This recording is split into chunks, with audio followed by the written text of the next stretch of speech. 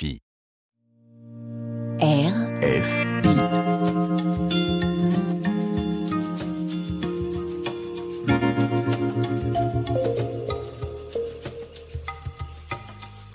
C'est pas du vent.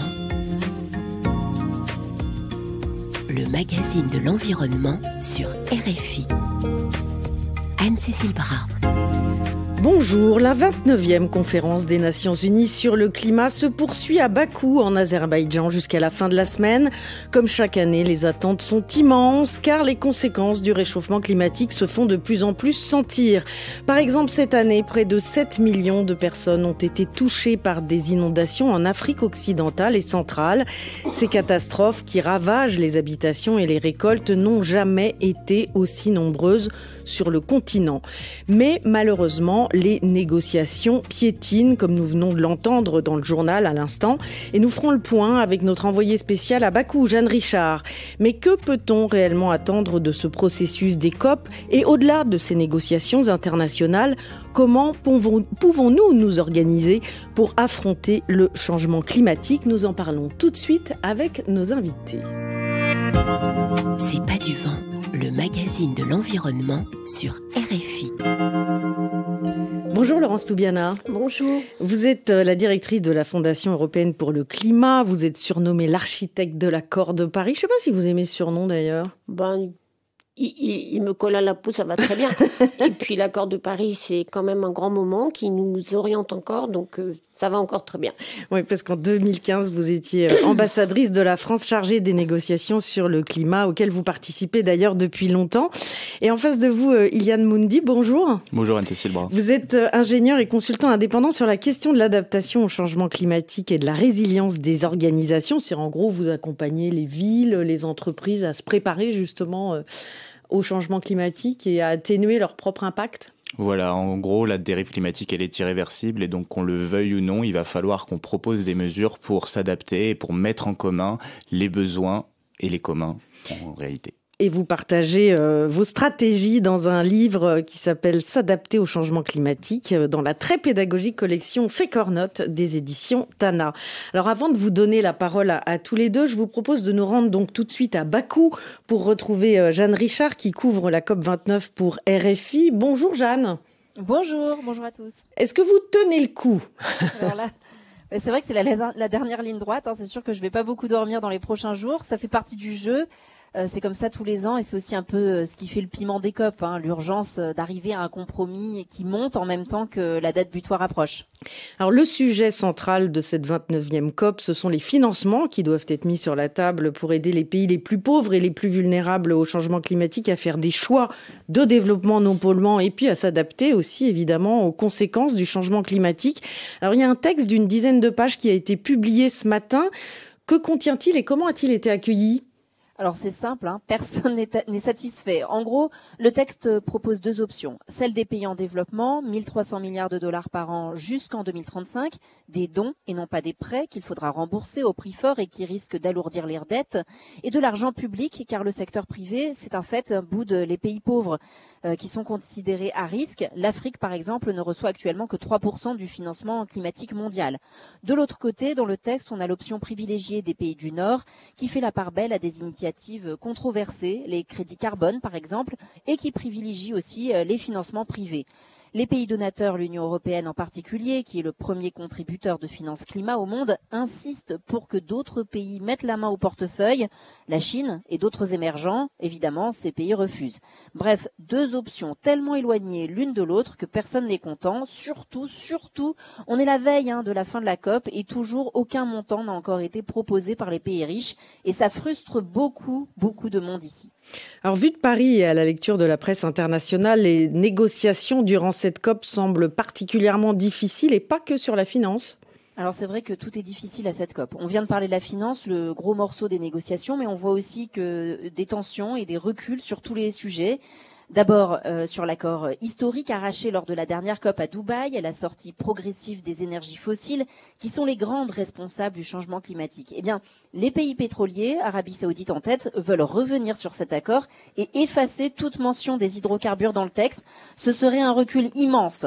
Le genre ensuite, les femmes sont plus durement touchées par le changement climatique que les hommes. Un texte est en négociation ici pour essayer de réduire ces inégalités. Et là encore, des pays bloquent, la Russie, l'Arabie Saoudite, l'Égypte, l'Iran et le Vatican aussi. Ils remettent en question des termes sur lesquels tout le monde était d'accord depuis des années. Une négociatrice me disait qu'elle était venue en espérant des progrès. Elle espère maintenant juste repartir avec un statu quo. Et puis enfin, la science. Les COP se basent beaucoup sur les rapports scientifiques du GIEC, le groupe d'experts du monde entier qui livre des rapports pour éclairer les décisions des dirigeants. Les pays pétroliers, pollueurs, attaquent la science comme jamais. Tout ça pour éviter d'être considérés comme responsables et pouvoir continuer leur business. Alors comment expliquer cette situation ? Alors déjà, les sujets sont vraiment techniques, compliqués, et puis pour la finance, donc l'enjeu principal, ça a toujours été le problème de fond, mais c'est très difficile pour les politiques de s'y attaquer. Et puis il faut dire que le contexte géopolitique s'est beaucoup invité à cette COP, beaucoup plus que d'habitude. La guerre en Ukraine et à Gaza sont dans tous les esprits, l'élection du climato-sceptique Donald Trump à la tête du pays le plus émetteur de gaz à effet de serre de l'histoire, ça n'arrange rien, et puis les attaques diplomatiques du président de l'Azerbaïdjan envers la France, tout cela a contribué à créer une mauvaise ambiance et certainement participé à alourdir les négociations qui sont déjà très compliquées. Mais bon, allez, gardons un peu d'espoir, ce n'est pas fini, normalement ça s'arrête demain soir. Quelle est la prochaine étape ? Alors là, vraiment, tout se joue à huis clos. Il y a 3 blocs en puissance dans cette COP. L'UE et les pays donateurs, qui sont très attendus sur le montant qu'ils voudront bien mettre sur la table. La Chine et les émergents, qui pourraient payer, mais aussi qui pourraient ne pas payer. Et puis les pays en développement, qui jouent pour certains leur survie. Ils ont besoin de fonds pour s'adapter à l'urgence climatique. Mukhtar Babayev, le président de la COP, a assuré qu'un accord était encore possible demain soir, mais honnêtement, je ne vois pas comment ce serait possible. Et on se prépare, comme c'est souvent le cas, à jouer les prolongations. Merci Jeanne Richard en direct de Bakou et bon courage pour couvrir la fin de cette COP qui, comme à chaque fois, risque de s'éterniser. Merci. Laurence Toubiana, je le disais en introduction, vous suivez ce processus onusien depuis longtemps. Comment est-ce que vous réagissez à ce tableau ? Il est pas brillant, ça c'est vrai. Je trouve que tout le monde est arrivé très peu préparé à cette COP, en réalité.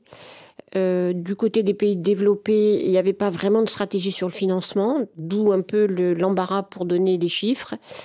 Il n'y avait pas eu de travail préparatoire pour savoir si on pouvait avoir une vision plus globale, d'ailleurs pour lequel avait plaidé la première ministre de la Barbade il y a maintenant plusieurs années, en disant il faut remettre à niveau, réformer le système financier international pour que les institutions financières internationales, le Fonds monétaire, la Banque mondiale, les autres banques, le capital privé et l'aide publique soient cohérentes et travaillent ensemble.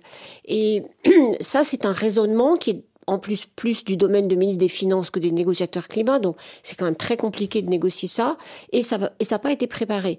Donc du coup, on arrive dans une scène où les gens se sont pas préparés, donc se connaissent pas tellement leurs arguments, ont des demandes considérables, parce que la demande des pays en développement d'avoir 1000 milliards, un peu plus 1300 milliards par an venant des pays développés sous forme de dons, c'est évidemment quelque chose, quand on a vu la difficulté d'arriver à 100 milliards par an depuis 2010, on voit que effectivement là c'est pas réconciliable.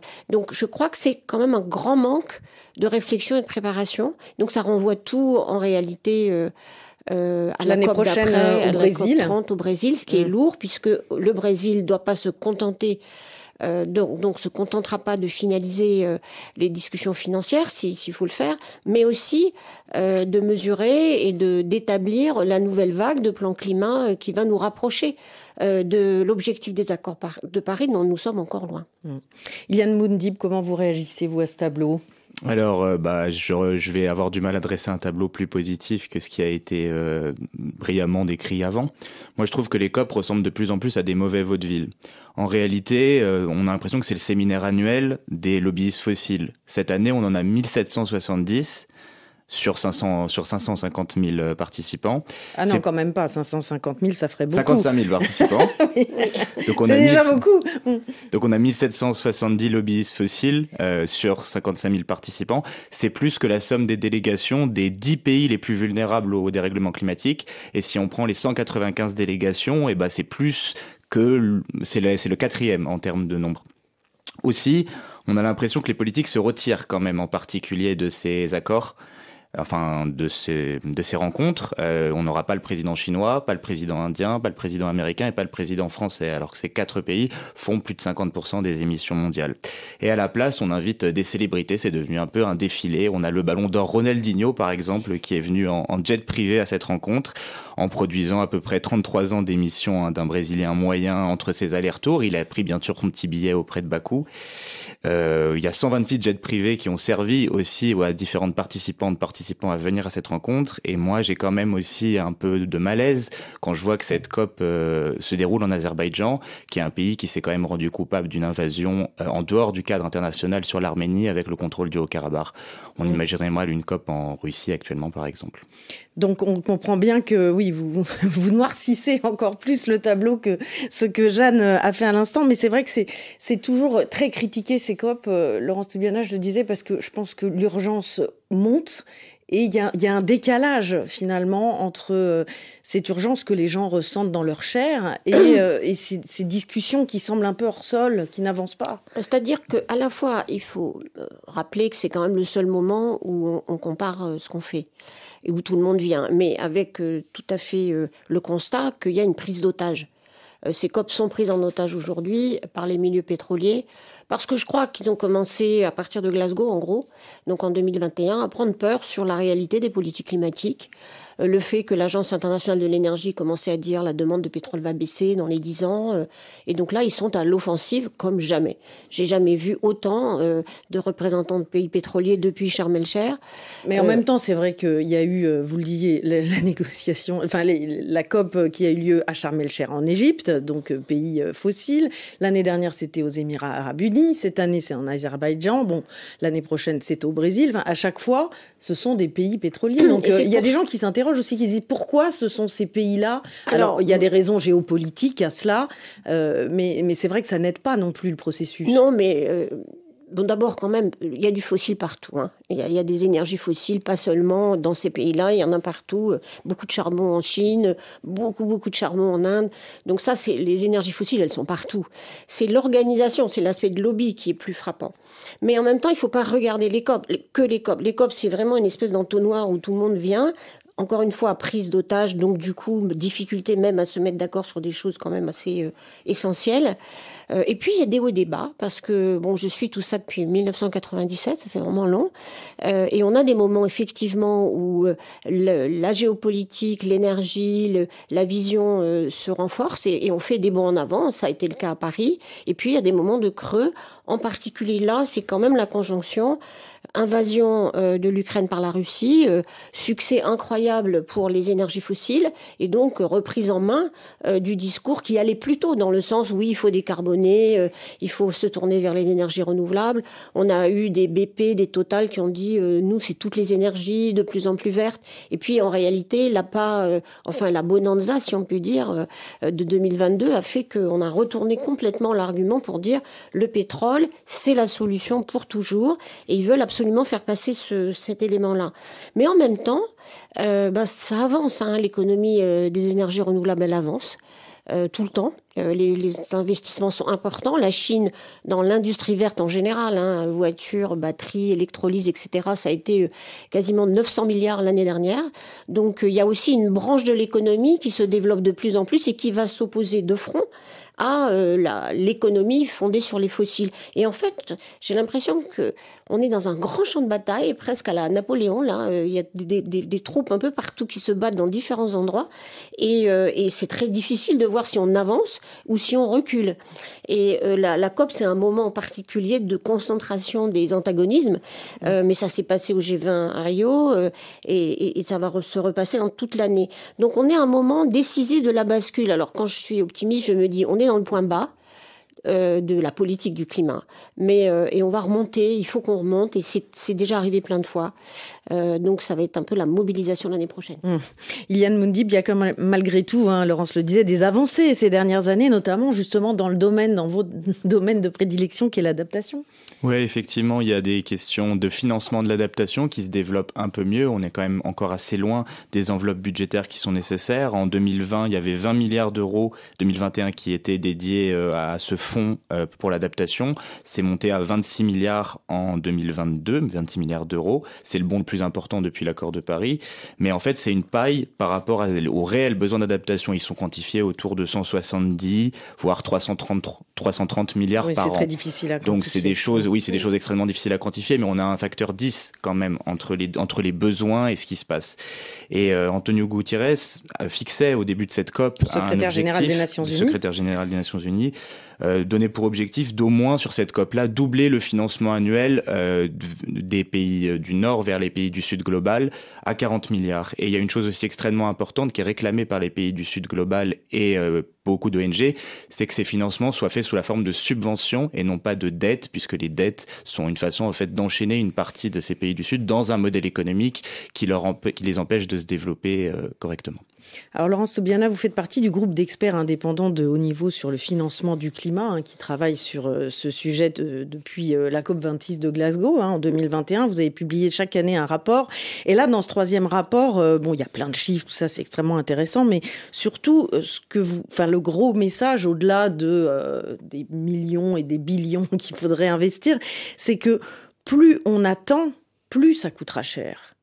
Oui, c'est assez évident et c'est même au fond, même un paradoxe, je pense, pour les pays développés. Ils voient ça que, évidemment, c'est des problèmes de trésor public, de financement par l'impôt, en partie, mais les pays développés et les pays en développement ne voient pas encore ça comme un vrai investissement pour l'avenir. Et qu'en fait, on a tous intérêt à ce que les émissions non seulement s'arrêtent de grimper, parce que c'est encore le cas cette année, mais baissent, parce que c'est un problème pour tout le monde. Et donc l'investissement, il est économiquement positif pour tout le monde. Et c'est pas encore rentré, on est encore quand même dans une dynamique de nation chacun pour soi, devant un problème qui par définition est un problème commun. Donc il faut faire changer cette attitude, montrer que tout est lié dans cette économie d'aujourd'hui, le commerce, les investissements, les dons, les soutiens techniques. Tout ça fait partie de la même chose, d'une redéfinition des relations économiques, parce que nous sommes tous codépendants, y compris pour faire ce changement dans notre évolution du modèle économique fondé sur les fossiles. Oui, parce que l'argent est là. Par exemple, il y a un rapport du FMI qui dit que 170 pays ont subventionné les énergies fossiles pour un total de 7 000 milliards de dollars. C'était en 2022 et ça n'a pas baissé depuis. Non, ça ne baisse pas. Donc on se dit, les pays subventionnent les énergies fossiles et en même temps, il faut arrêter d'exploiter ces énergies. On pourrait aller chercher l'argent là. D'ailleurs, ces jours-ci, on rappelle le niveau des profits de l'industrie pétrolière. Il y a ce chiffre que je répète toujours parce que j'arrive pas à y croire. Au moment de l'entrée en guerre par la Russie en Ukraine, les profits quadruplent des industries pétrolières, alors de publiques et privées, et ça passe de 1 milliard de bénéfices, 1 trillion de bénéfices, 1000 milliards, de bénéfices, à 4 en un an. Bon, c'est le bonheur, quoi. C'est tant d'argent. Et donc, du coup, oui, il y a de l'argent. C'est pour ça, d'ailleurs, que non seulement ce rapport dit il faut changer notre façon de voir, c'est un investissement dans l'avenir et on est en train de perdre de l'argent à cause de coûts de l'impact du changement climatique. Probablement cette année, l'année dernière, près de 400 milliards de coûts bien identifiés, alors qu'il y en a beaucoup qui ne le sont pas, juste à cause de ces catastrophes extrêmes. Et en même temps, il y a de l'argent là, et il y a de l'argent partout. Il y a beaucoup de flux de pollueurs qui ne payent pas. Alors c'est vrai, évidemment, pour le secteur pétrolier, puisqu'on les subventionne, comme vous avez dit, toujours au même niveau incroyable. Pendant qu'ils gagnent beaucoup d'argent, donc ils privatisent les bénéfices, ils socialisent complètement les coûts. Et par ailleurs, on continue quand on prend l'avion, on paye pas de taxes la plupart du temps, alors que vous payez une taxe carbone ou une taxe sur l'essence de votre voiture. Le transport maritime ne paye pas de taxes. Et les profits des compagnies pétrolières devraient être taxés plus raisonnablement parce que, justement, elles contribuent à la pollution. Et enfin, on a encore des sources, les transactions financières ou d'autres. Donc, c'est pas l'argent qui manque, c'est plutôt la volonté politique. Là, malheureusement, il n'y a pas d'autre mot pour l'expliquer ça. Alors, comment pouvons-nous agir chacun à notre échelle en attendant que les dirigeants du monde prennent le problème réellement au sérieux? Nous en parlons dans un instant, mais d'abord, place à la musique. Pendant qu'il neige sur Paris, je vous propose d'écouter l'américain Baba Brinkman et son titre de circonstance, Climate Hero sur RFI. Climate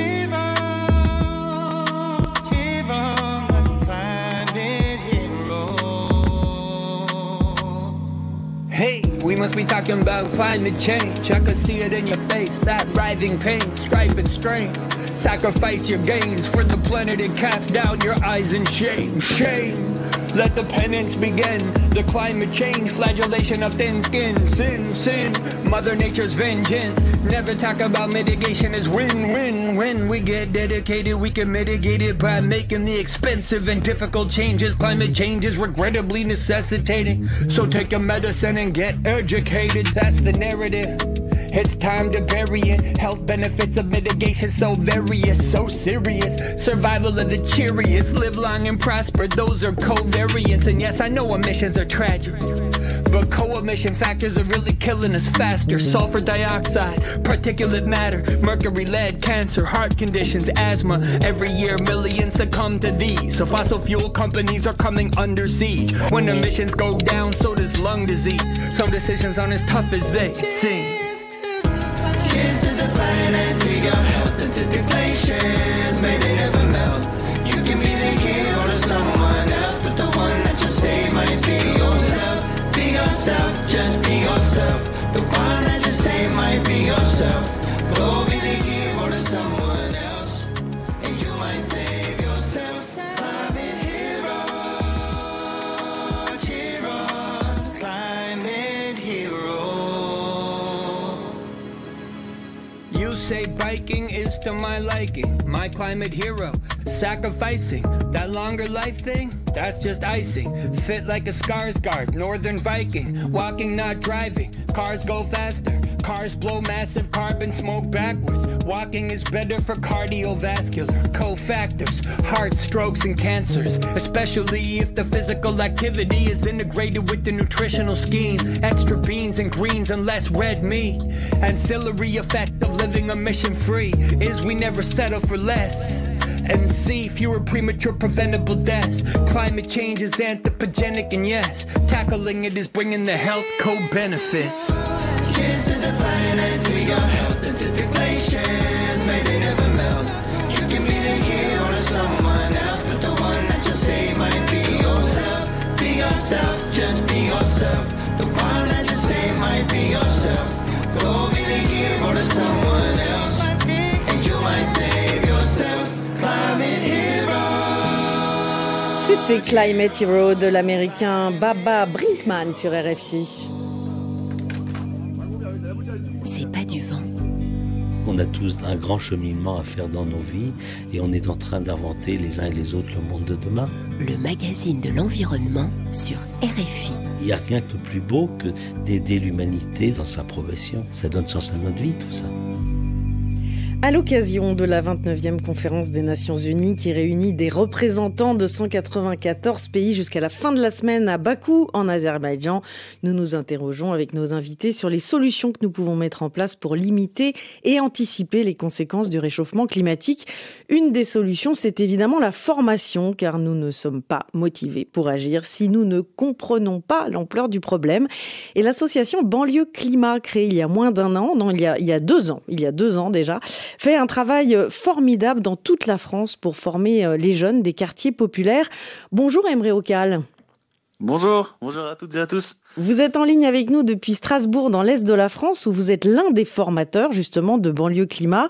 Alors, il y a 2 ans, vous ne compreniez pas grand-chose au changement climatique et surtout, vous ne vous sentiez pas légitime pour en parler. Pourquoi ? Déjà, tout d'abord, avant de répondre à cette question, déjà, j'aimerais remercier chaleureusement Laurence Tobiana, qui elle, œuvre beaucoup pour notre structure et qui s'investit beaucoup. Et également remercier RFI pour cette invitation. Et du coup, moi, c'est vrai qu'il y a 2 ans, du coup, j'ai participé à une formation. Au début, c'était malgré moi, parce que c'était par le biais d'une autre structure. Et quand on m'a parlé d'une formation sur le thème de l'écologie, etc., moi je me suis dit c'est pas quelque chose pour lequel je m'intéresse de base et je suis pas vraiment calé sur le sujet. Et au pire, on va peut-être me taper sur les doigts parce qu'il y a des choses que je fais de travers, etc.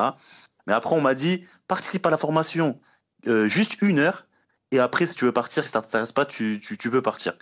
J'ai dit je peux accorder 1 heure de ma vie à cette cause et au final la formation qui dure 8 heures, je suis resté jusqu'à la fin et j'ai même ensuite par la suite été formé pour devenir formateur. Alors, qu'est-ce que vous avez découvert à ce moment-là? Qu'est-ce qui fait que vous vous êtes dit, finalement, non seulement ça m'intéresse, ça me concerne, mais en plus, je suis légitime pour en parler aux autres? En fait, cette question de légitimité, au début, on se sent pas légitime de parler de tous ces sujets-là, et on s'en rend même pas compte qu'on se sent même pas légitime, en fait.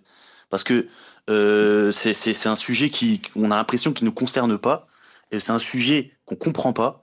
Parce que même quand on entend parler sur les réseaux sociaux, quand on entend parler de gaz à effet de serre ou du GIEC ou des trucs comme ça, on nie même la COP tout simplement, on comprend pas ce que c'est de base. Et là vraiment, cette formation, elle a été faite pour que ce soit accessible à tout le monde. Là, on est en train de développer justement une formation pour les jeunes adultes. Et là, il y a une autre formation qui va être adaptée pour le plus jeune public, qui est le projet écolier, qui va être pour les jeunes de primaire. Et là, vraiment, c'est une formation qui permet de voir toute l'étendue et faire un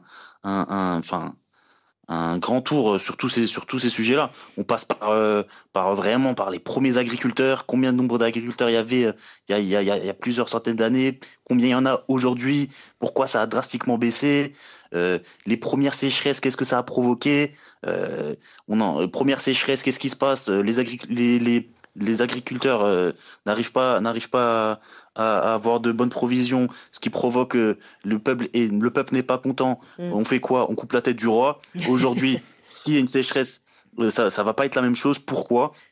On aborde vraiment plein de thèmes, en passant par les zooneuses, le permafrost, comprendre un rapport du GIEC. Vraiment, c'est vraiment étendu. Alors du coup, le principe de Banlieue Climat, c'est que ceux qui sont formés, comme vous le disiez, deviennent, s'ils le souhaitent, formateurs à leur tour. Donc c'est le choix que vous avez fait. Alors vous formez qui, vous, actuellement? Alors là, du coup, on a appelé dans pas mal de villes. Là, je sais qu'il y a une formation ce week-end à Metz, qui est pas loin de Strasbourg. On avait été appelé à Montpellier, à Strasbourg, on a formé à Haute-Pierre, au Néof, à la Méno. À Paris, on était dans différentes villes dont je me souviens plus des noms, je suis désolé. Il y avait plein d'endroits. C'est pas grave, mais en tout cas, c'est vrai que vous êtes très sollicité. Ouais, on est beaucoup sollicité et du coup, il y a un point que vous avez souligné qui nous tient à cœur, nous aussi, c'est aussi l'émancipation des jeunes par le biais de l'écologie. C'est-à-dire que quand vous êtes formé, la première formation de 8 heures, qui est d'ailleurs diplômante, qui est reconnue par le ministère, et ensuite, elle permet d'accéder à une seconde formation qui celle-ci est sur plusieurs jours. D'ailleurs, il y a eu une formation récemment dans notre nouvelle école qui a été ouverte à Saint-Ouen. Et du coup, cette formation permet de pouvoir déployer plus de formateurs dans toute la France et c'est rémunéré. Et c'est rémunéré, donc en plus, ça crée des emplois. Donc c'est ça. Si jamais il y a des jeunes qui sont intéressés par la formation, venez voir sur nos réseaux sociaux. Normalement, il y a toutes les informations. Les réseaux sociaux, c'est Banlieue Climat sur Instagram, sur tous les réseaux sociaux. Normalement, vous pouvez nous trouver. Voilà, puis il y a le site banlieue au pluriel-climat.org. Merci beaucoup, Emre, pour votre témoignage. Merci à vous. L'association, en effet, croule sous les demandes. Elle vient d'ouvrir donc cette école à Saint-Ouen, en Seine-Saint-Denis, dans le nord de Paris, dont vous êtes la marraine, Laurence Toubiana. C'est formidable, ce type d'initiative. C'est complètement génial. J'ai pas d'autres mots. C'est magnifique de voir l'intelligence, la construction, l'organisation, la capacité de vraiment de penser les choses et de se dire on est un jeune de banlieue, on nous parle tout le temps de police, de répression, d'intégration, et nous, on est des citoyens du monde et on a autant le droit de parler que n'importe qui d'autre. Et ce qu'il y a de formidable, c'est que effectivement, ils forment plein de jeunes. Donc moi, j'ai fait la marraine de la première promotion l'année dernière, et maintenant de cette école qui a fonctionné à Saint-Ouen, qu'on a ouvert là il y a quelques semaines. Mais surtout, les parlementaires les écoutent parce que ils représentent quelque chose. Il y a la légitimité de leurs paroles, et qui, en s'élargissant aux problèmes du monde, fait quand même un choc pour des parlementaires ou d'autres responsables politiques qui sont quand même habitués à les regarder d'un peu de haut ou avec commisération ou un peu de paternalisme. Et là, ils les contestent sur le fait qu'ils ne fassent pas vraiment leur boulot. Donc c'est vraiment, je trouve que c'est une merveilleuse réussite. Alors ils sont en lien avec plein d'associations dans le reste du monde. Ils ont été en Allemagne, ils ont été en Belgique. Il y a maintenant une banlieue climat au Brésil qui existe déjà dans les favelas. Et c'est un magnifique mouvement purement citoyen qui dit le sujet du climat, c'est un sujet de commun, et parce qu'on s'intéresse à un commun, on devient des citoyens. Et il n'y a pas meilleure manière de pratiquer la démocratie et de l'améliorer. Iliane Moundib, dans votre livre « S'adapter au changement climatique » publié chez Tana Éditions, vous précisez à chaque fois justement qu'il faut raisonner à l'échelle des territoires et partir des besoins des gens. Là, on est au cœur du sujet. Oui, effectivement, Banlieue Climat a essayé de réarticuler la problématique écologique et climatique autour des besoins et d'une économie de besoins. J'aimerais aussi passer un peu de temps, du coup, vu qu'on a beaucoup parlé de formation, pour faire une formation express. J'étais ce matin, moi, au téléphone avec un ami apiculteur qui est dans le nord de la Bretagne, vers Saint-Malo. Et aujourd'hui, le 21 novembre 2024, il fait -1 degré. Et vous savez, dans 3 jours, combien il va faire ? Il va faire 17 degrés. On va avoir un décalage de plus 18 degrés en 3 jours. Et c'est ça le changement climatique. Ce sont des extrêmes qui vont passer du plus bas au plus haut et donc avoir des conséquences catastrophiques, par exemple, sur notre production agricole. De même, on a beaucoup parlé d'adaptation ces derniers temps, avec notamment Michel Barnier qui parlait de double dette, une dette financière et une dette écologique. Et malheureusement, moi, je m'inscris en faux dans ce concept de dette écologique. Parce que le changement climatique a une caractéristique, c'est qu'il est irréversible. Si on arrête demain matin les émissions de gaz à effet de serre, on arrête le changement climatique, mais on reste à 1,3 degré dans le monde et 1,7 degré en France. Et donc de fait, une France 4 degrés, c'est une France qui ne ressemble plus du tout à la France 1,7 degré qu'on connaît actuellement. Ça sera une France avec 3 saisons supplémentaires, une saison du trop chaud où on aura en ville, renforcée par l'effet îlot de chaleur urbain, plusieurs dizaines de jours de canicule. On aura du trop d'eau aussi, sur la saison hiver-automne, un peu sur les modèles. On commence à le voir, hein, exactement, d'ailleurs. Ça ressemble exactement à l'extrême de Valence, qui a un extrême à seulement plus 1,3 degré de réchauffement climatique. Vous imaginez la tête d'un extrême à 3 degrés de réchauffement dans le monde qui fait 4 degrés en France. Et on aura aussi une saison du trop sec, parce que le changement climatique a une caractéristique, c'est qu'il accélère le cycle de l'eau et donc il l'extrémise. Les sécheresses sont plus sèches, le trop d'eau qui est donné par l'évaporation et l'évapotranspiration, on retombe d'un coup. Et donc, au printemps et à l'été, on devra gérer dans nos agricultures des conditions de sécheresse très importantes qui auront succédé à ce genre de phénomène, c'est-à-dire des gels, des réchauffements précoces et des gels directement qui enchaînent avec ces réchauffements et donc qui viennent balayer une partie de la production agricole. Et je vous épargne également les conséquences sur nos forêts, puisque nos forêts vont dégazer de façon extrêmement importante, sur nos littoraux qui vont être, et nos outre-mer qui vont être grignotés par l'élévation du niveau de la mer, et également nos territoires de montagne où on connaît une ablation très importante des glaciers et où la quantité de neige se réduit à peau de chagrin. Voilà, et ça, ce n'est que pour la France. Alors, Laurence Toubiana, avec la Fondation européenne pour le climat que vous dirigez, vous accompagnez plein d'initiatives. On parlait de banlieue climat, mais par rapport à la nécessité de s'adapter en France et ailleurs, vous avez ce promontoire. Est-ce que vous diriez que la société est quand même en train de s'organiser ? Oui, plein de fois, plein d'endroits, plein de formes. On soutient plusieurs milliers avec plusieurs milliers de contrats, plus de 1000 ou 1500 organisations tous les ans. Parfois, c'est beaucoup plus que ça. Et je vois les pompiers en Pologne, ou par exemple des mineurs en Pologne aussi qui veulent faire une reconversion avec les entreprises qui les emploient. Parce qu'il y a des mines de charbon en Pologne. Voilà, les agriculteurs du sud de l'Espagne qui effectivement commencent à analyser les problèmes puis à essayer de régler leurs problèmes d'eau. Et surtout l'idée que les uns et les autres font la liaison entre leurs problèmes spécifiques, la manière d'y répondre et les enjeux globaux. Et ce qu'il y a de nouveau, me semble-t-il, dans les mobilisations sociales d'aujourd'hui, que ce soit les batailles sur les routes, par exemple, comme les batailles sur l'autoroute, là, sur la 69, dans le sud de la France, ou bien des batailles locales. Il y en a 500 en France aujourd'hui, qu'on connaît, dont on soutient certaines, et qui font le lien entre le problème particulier local, que ça soit pour les cantines bio à certains endroits ou d'autres, avec le problème global de la biodiversité ou du climat.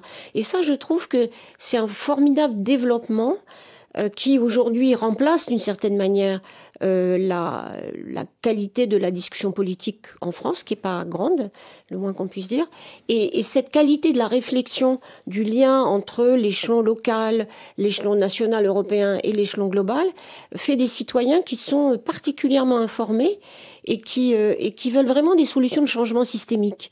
Et ça, c'est un atout, c'est un capital humain incroyable, dont je ne sais pas comment on va le transformer pour revitaliser notre démocratie. Mais quand je regarde la société ici et ailleurs, en Allemagne, en Pologne, en Turquie, eh bien, je dis, c'est là qu'il y a les forces vives qui vont nous faire avancer. Et ça tombe bien parce que l'actualité nous rappelle tous les jours qu'il est urgent que l'humanité arrive à se mettre en marche pour maintenir l'habitabilité de cette planète. C'est pas du vent, le magazine de l'environnement sur RFI. Pour nous écrire, c'est pas du vent@rfi.fr. Nous l'avons dit, il y a un décalage de plus en plus flagrant entre la lenteur des décisions prises dans les conventions des Nations Unies sur le climat et la réalité des conséquences du changement climatique qui nous rattrape chaque année un peu plus. Alors pour comprendre cette urgence, je vous propose de nous rendre dans le nord du Congo-Brazzaville. Il y a 1 an, les cours d'eau sont sortis de leur lit et les Congolais ont connu des inondations historiques. 1 800 000 personnes ont été touchées. Un Congolais sur 12 a eu alors besoin d'une assistance humanitaire.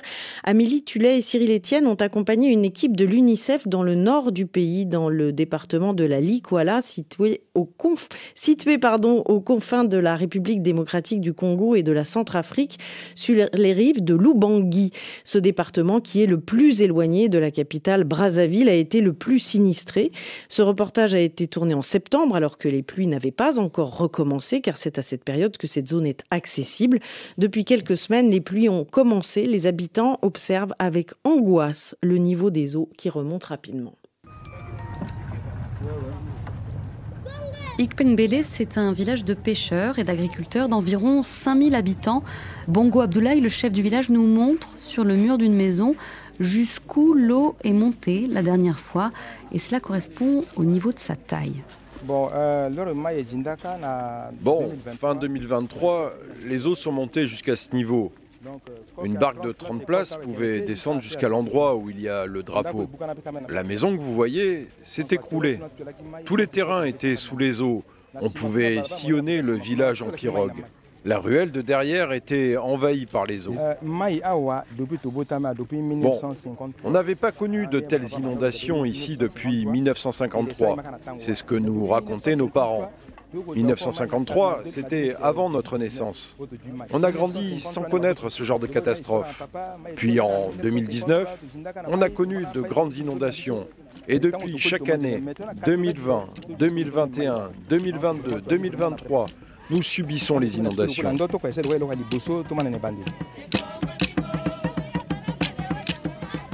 Ici, là, le temps d'inondation. Ici, là, la période, ça passe ici. Donc ça peut faire quelque chose d'1 mois et demi ou 2 mois pour que cela t'arrive. Et vous avez passé 1 mois et demi, 2 mois en forêt? Oui, on a passé 1 mois et demi, 1 mois et 20 jours. Et nous avons construit des petites bicoques sur les collines. Et puis on est là, donc on est là avec les enfants jusqu'à ce qu'on revienne au village. Et quand vous êtes rentré chez vous, votre maison, elle était comment? Moi, je l'ai reconstruite, mais j'ai fait une petite maison parce qu'il n'a pas beaucoup de moyens. Et vous l'avez mise près du fleuve ou vous l'avez mise plus loin? J'ai mis un peu loin. Bon, je sais que là où j'ai mis la maison là, l'eau va toujours atteindre. Ah, l'eau va venir quand même? Oui, elle va toujours venir. Mais alors pourquoi vous avez fait ça? C'est dangereux? Bon, on n'a pas une place pour partir. Nous sommes nés ici. Moi, je suis né ici. Bon, comment je peux me déplacer pour aller quelque part? Donc, ça peut être tenu. Donc, vous êtes sûr qu'il va y avoir les inondations, mais vous allez quand même rester jusqu'au dernier moment? Parce que c'est le Dieu qui compte l'avenir. Bon, on ne sait pas ce qui va venir, mais je suis sûr que ça va nous atteindre. Monsieur, il expliquait qu'un problème, c'était notamment la disparition des documents. Oui, surtout dans des zones inondées, il y a souvent le problème de documents. Il y a des grandes familles, ils ont perdu tous les documents. Tous les documents, dans un foyer comme ça, tu peux arriver, il y a 5-6 personnes, aucune personne n'a les documents d'état civil. Un reportage d'Amélie Tullet et de Cyril Etienne réalisé par François Porcheron que vous pouvez réécouter en intégralité en podcast sur l'application RFI Pure Radio. Laurence Toubiana, comment réagit la diplomate qui a négocié l'accord de Paris à ce témoignage? Moi, je suis vraiment, pas découragée, mais impressionnée par la manière dont on ferme les yeux, dont on fait comme si, c'est arrivé, mais voilà, dont on essaye comme dans l'histoire de Valence, de reporter la responsabilité sur quelqu'un d'autre. y a un niveau de cynisme, d'hypocrisie, mais de déni en même temps qui en plus est en train de grossir parce que je crois qu'il y a de plus en plus de peur dans les sociétés. Mais c'est quand même effrayant. On a d'un côté beaucoup de solutions pour lutter contre le changement climatique, de la sobriété à l'innovation technologique, à l'organisation des sociétés. Et en même temps, ce coup qu'on voit là, c'est pas demain, c'est pas ailleurs, c'est ici et maintenant. Et qu'il n'y ait pas de lien, qu'il y ait une ignorance, il y a des moments où je dis, bon, je ne sais pas qu'est-ce qu'il faudrait faire pour que là, dans le cerveau, ça se connecte. Et ça veut dire que il y a une telle, à la fois un conservatisme d'un côté, la peur, probablement je crois que c'est la peur qui positionne tous ces gouvernants pour plutôt écouter des lobbies qui ont l'air plus puissants plutôt que de faire ce qu'il faut faire. Et puis il y a peut-être le déni, il vaut mieux se cacher, il vaut mieux mettre la tête dans le sable. Mais quand même, c'est quand même invraisemblable. C'est-à-dire que les faits parlent d'eux-mêmes et c'est comme si on voulait pas les voir. Donc voilà, je crois qu'il faut juste continuer, mais je trouve quand même que ça atteint des proportions, ce cynisme, voire maintenant la prise d'otage politique, puisque le climat est devenu tellement politique qu'on peut même plus en parler dans certaines enceintes. Quand il faut forcer vraiment la porte pour qu'au G20 on prononce le mot climat, pour que la Commission européenne parle maintenant de développement propre, pour pas parler de climat de vert, c'est quand même terrible, hein, le recul. Et aujourd'hui, parler de développement vert ou d'industrie verte en Allemagne, c'est tabou. Donc, pourquoi c'est tabou ? Parce qu'on a peur, tout simplement. Iliane Mondib, vous partagez ce constat de la peur ? Moi, je pense que, en fait, la question climatique, c'est une question qui est fondamentalement conflictuelle. Et cette conflictualité, elle est assez peu abordée en réalité. Je donne un exemple par rapport au reportage qu'on vient d'entendre. En réalité, il y a une étude qui a été publiée dans Nature qui s'appelle Unequal Exchange of Labour in World Economy de l'Université de Barcelone et de LSI à Londres. Et elle nous dit qu'en fait, les économies occidentales se sont appropriées le fruit de 825 milliards d'heures de travail dans les pays du Sud. Et en fait, les travailleurs des pays du Sud global, ils accomplissent 80% du travail qui fait tourner l'économie planétaire pour seulement 21% de ses revenus. Et en réalité, moi, je pense que on a beaucoup, plus que la peur, je pense que ce système-là, il prospère sur une forme de dépossession. C'est-à-dire qu'en fait, on décide pas de ce qu'on produit au travail, on est sollicité en permanence par un flux d'informations anxiogènes que l'on peut qui fait en fait déconnecter des personnes de ces enjeux-là parce qu'ils ne peuvent plus supporter ça psychologiquement. Il y a aussi une dépendance très importante d'à peu près tout. On dépend de chaînes mondialisées ultra complexes pour assurer chacun de nos besoins vitaux. Et face à ça, on se rend impuissant. On se sent impuissant. Et l'action climatique, aujourd'hui, elle est coincée entre deux aspects pour moi. Un aspect du plaidoyer demandé à nos dirigeants de faire, ou l'aspect de réduire cette implication climatique à réduire mon empreinte carbone individuelle.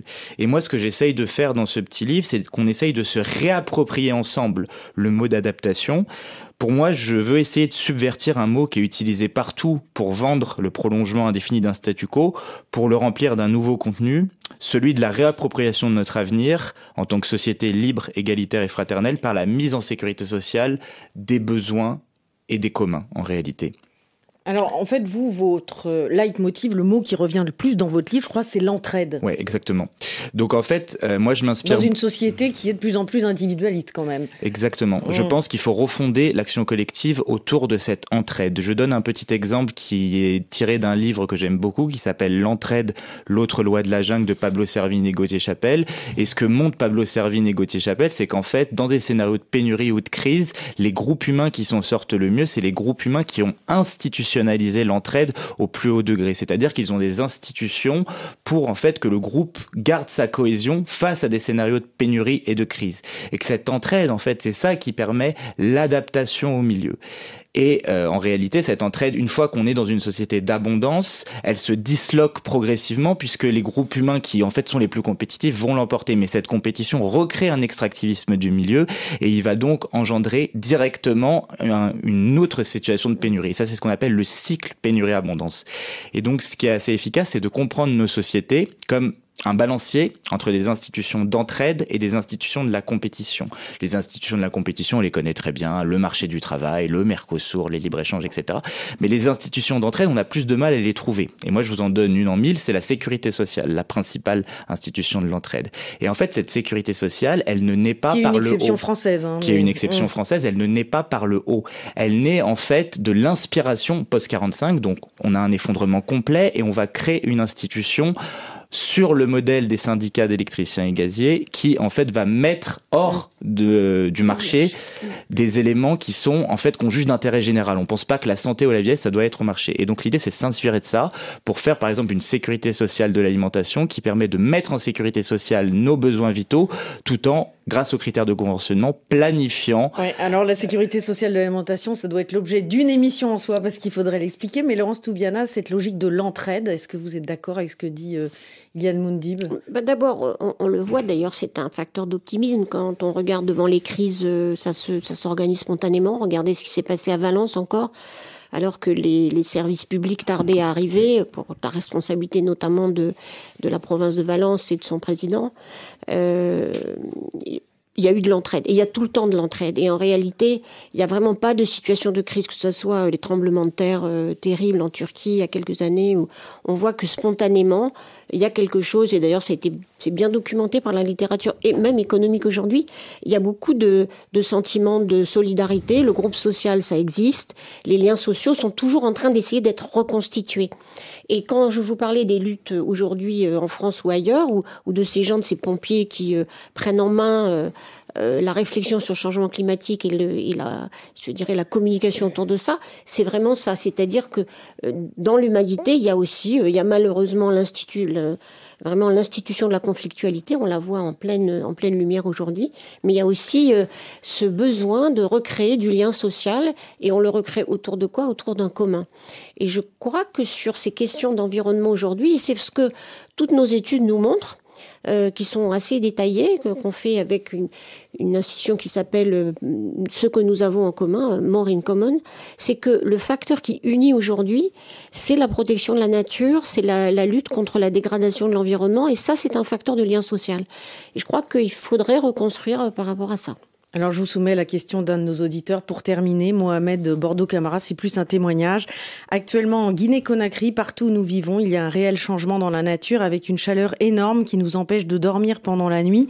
Et la journée, sans le courant pour installer la climatisation, ça devient impossible. Je crains beaucoup pour le futur.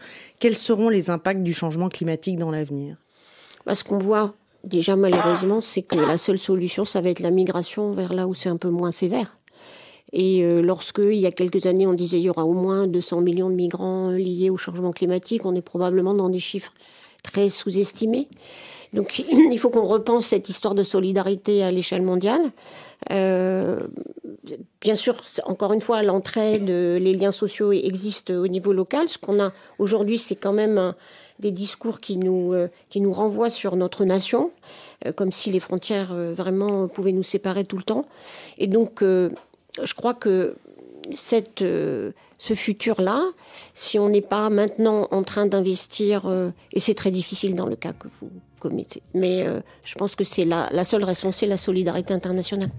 Merci à tous les deux d'être venus dans le studio 41 de RFI. Merci à Caroline Fillette pour la préparation, à François Porcheron pour la réalisation et à vous, chers auditeurs, évidemment, pour votre fidélité. Prenez soin de vous, des vôtres et du monde. Nous nous retrouvons demain, même planète, même heure. Et tout de suite, c'est le journal sur RFI.